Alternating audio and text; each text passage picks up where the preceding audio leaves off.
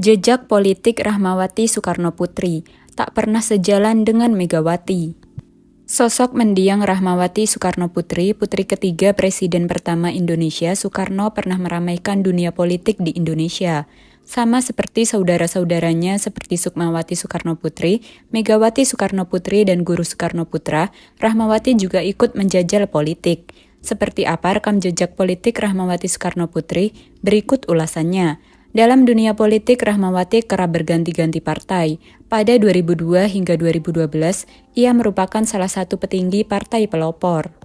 Ia sempat juga bergabung dengan Partai Nasional Demokrat atau Nasdem besutan Surya Paloh pada 2012 hingga 2015. Daripada 2015 hingga akhir hayatnya pada 2021, Rahmawati bergabung dengan Partai Gerakan Indonesia Raya atau Gerindra. Berseberangan dengan Megawati. Meski sama-sama memiliki terah Soekarno, Rahmawati dan Megawati Soekarnoputri memiliki perbedaan sikap politik. Perbedaan sikap politik itu bermula ketika Megawati memutuskan bergabung dengan Partai Demokrasi Indonesia atau PDI pada masa Orde Baru lalu. Ketika itu, Rahmawati khawatir diajaknya terah Soekarno ke gelenggang politik adalah skenario LB Murdani, orang terdekat Soeharto, untuk melemahkan kekuatan Islam.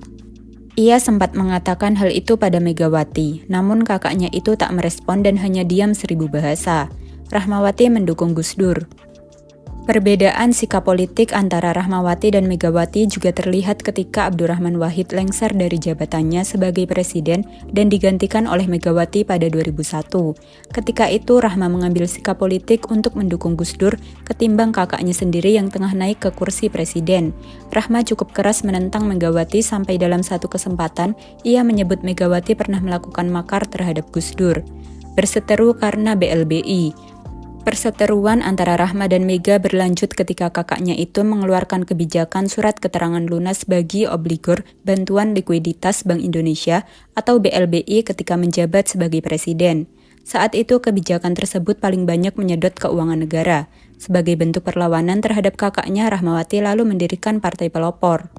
Pada pemilihan umum atau pemilu 2004, Partai Pelopor sempat mendapatkan 3 kursi di Dewan Perwakilan Rakyat Daerah atau DPRD.